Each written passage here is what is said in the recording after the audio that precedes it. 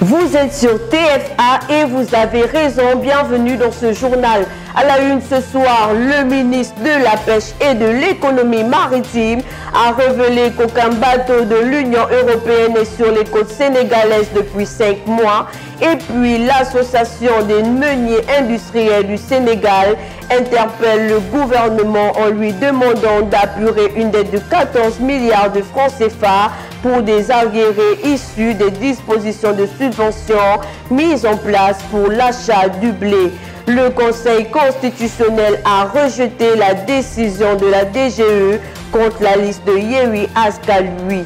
L'actualité internationale mettra fin à cette édition, le développement dans un instant.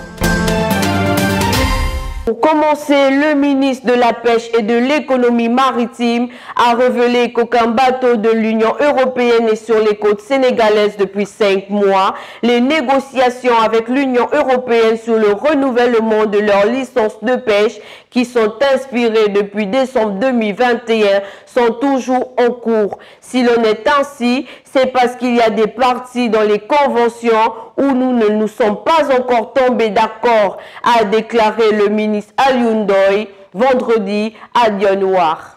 Et puis l'association des meuniers industriels du Sénégal interpelle le gouvernement et lui demande d'apurer une dette de 14 milliards de francs CFA des arriérés issus des dispositions de subvention mises en place pour l'achat du blé. L'association des meuniers industriels du Sénégal annonce cependant une possibilité de hausse des prix du pain, mais principalement si l'État ne respecte pas des engagements pris pour les subventions de l'achat du blé. Les prix des denrées de première nécessité se voient augmenter depuis quelque temps. À cela s'ajoute une possible hausse des prix du pain, une situation que déplorent les consommateurs et demandent à l'État de diminuer les prix. Reportage Oumou Kalsoum, Diallo Ablaye Diba. Les denrées de première nécessité ne cessent d'augmenter. À cela s'ajoute l'annonce du hausse du prix du pain, ce qui est très difficile à gérer, nous dit Geoffrey Manza. En ce qui concerne le prix du pain, c'est carrément un produit alimentaire qui est tellement nécessaire pour la population sénégalaise. En ce moment-là, il est déjà sur un taux d'augmentation. Ça va déjà augmenter, ça fait un cher. Et lorsqu'on nous parle, on nous dit ceci que ça va encore augmenter. Moi, je pense qu'il faudrait vraiment y remédier. Alumeng, quant à lui, trouve que les Sénégalais sont fatigués. Tout coûte cher maintenant, alors que les denrées alimentaires sont plus que nécessaires. L'issue, c'est le développement de l'agriculture. La hausse des prix des denrées de première nécessité n'est pas facile à digérer. L'État devrait aider les gens sur ce fait. En ce qui concerne l'augmentation du prix du pain, ça n'arrange pas aussi le problème. Ce qui pourrait aider, c'est développer l'agriculture. Geoffrey Manza ajoute que l'État devrait s'asseoir avec le secteur privé afin de remédier à ce problème, que chacun y gagne. Premièrement, l'État collabore avec des boutiques, avec des entreprises privées qui vendent ces denrées alimentaires. Je pense qu'il faudrait s'asseoir et essayer de parler sur ce point-là. L'être humain ne peut vivre sans nourriture. C'est d'ailleurs son essence. Et de nos jours-ci, les Sénégalais se voient confrontés à un problème du hausse des prix des denrées de première nécessité, ce qui n'est pas du tout favorable. L'État est sollicité afin de trouver des solutions pour diminuer le coût de vie. Le Conseil constitutionnel a rejeté la décision de la DGE contre la liste Yewwi Askan Wi. Le juge chargé de se pencher sur ces affaires politiques a donné sa décision concernant la demande visant l'annulation des décisions de rejet de la liste départementale de Yewwi à Dakar. Les 5 sages ont rejeté la requête parce qu'ils disent que les arguments évoqués par la DGE ne sont pas valables. Les détails avec Ousmane Niang. Après le recours de Déthié Fall, le Conseil constitutionnel a tranché en faveur de la coalition Yewwi Askan Wi à propos de sa liste de Dakar qui avait été rejetée par la Direction générale des élections. Le Conseil constitutionnel a rejeté la décision de la Direction générale des élections contre la liste de Yewwi Askan Wi, informe nos confrères de Immédiat. En effet, le juge chargé de se pencher sur ces affaires politiques a donné raison à Yewwi Askan Wi concernant la demande visant à l'annulation de la décision de rejet de sa liste départementale à Dakar déposée par la Direction générale des élections. Il a déclaré que la décision du 17 mai 2022 du ministre chargé des élections est mal fondée. Le mandataire de la liste de la coalition Yewwi Askan Wi au scrutin majoritaire pour le département de Dakar est autorisé à retirer et à substituer d'autres candidats de démissionnaires, lit-on dans la décision des 7 sages. Le Conseil constitutionnel a donné raison à la coalition Yewwi Askan Wi devant la DGE concernant la liste départementale de Dakar en vue des élections législatives prochaines. Une décision diversement appréciée par certains citoyens sénégalais suivant leur réaction dans ce micro-trottoir réalisé par Aminias Tindian Diallo. En tout cas, ça prouve que nous avons déjà d'abord une justice équitable, équidistante en tout cas des partis politiques. Ça va aussi peut-être baisser la tension sociale qui sévissait au Sénégal depuis très longtemps. Je pense que c'est une bonne chose, mais il ne faut pas penser comme ça, il faut penser dans le bon sens. Moi je pense qu'il y a eu un problème au niveau de Yewwi qu'ils ont réglé par rapport à la loi. S'il y a un problème aussi au niveau de Benno, ils vont le régler par rapport à la loi. Oui, c'est une bonne chose, je pense. Je pense. Il faut que nous soyons présents.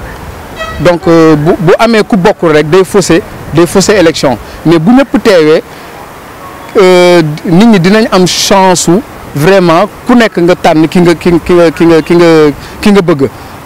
Bon, il faut que nous reconnaître que Yewwi Askan Wi amna lu muy représenter, non la benn bokk yaakaar itam am lu muy représenter. Donc li je pense que décision bu baax la ñu may leen opportunité pour nous rectifier, déposer waat lolu dina indi jamm te jamm ci la lepp xaj quoi. Ça aujourd'hui au XXIe siècle en 2022 et que le pays on reste toujours dans ces problèmes-là, des histoires d'élections, les listes tel Conseil constitutionnel, DGE. Les Sénégalais pensent à autre chose aujourd'hui. Moi je pense qu'avec le développement du système informatique, on devrait mettre en place des moyens pour que ces histoires de parrainage, de listes et autres, tout soit réglé en un temps record. Comme ça les Sénégalais et les gens passent à autre chose. Aujourd'hui on nous parle d'élections quoi. Regardez dans un pays aussi proche de nous, au Mali en 2020. C'est les élections qui ont mis Mali dans cette situation qu'ils sont aujourd'hui. C'est malheureux et nous au Sénégal on ne prend pas leçon de ça. Je pense bien que les politiciens aussi doivent aussi essayer d'éviter ces erreurs-là. Après le rejet de leur liste en vue des élections législatives, le mouvement Gueum Sabob ne compte pas se laisser faire. Il dit prêt à porter le combat pour obtenir gain de cause. Suivant les propos de Boungane Gueye, président du mouvement Gueum Sabob.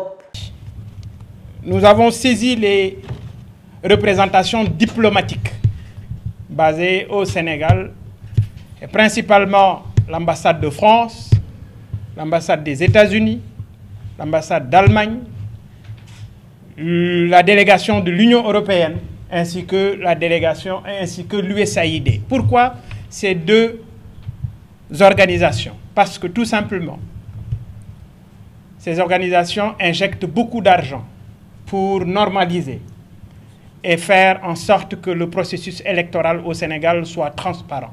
Mais hélas, on a affaire à de grands bandits. C'est ce qui explique aujourd'hui cette démarche antidémocratique, cette démarche qu'une partie de l'administration est en train de faire pour éjecter, exclure des Sénégalais qui n'ont de tort que d'avoir pris leur courage à deux mains et se dire nous allons entrer dans ce landerneau politique. On a été avertis. On savait que ce sera très difficile. Mais rassurez-vous, nous avons le courage qu'il faut pour avancer.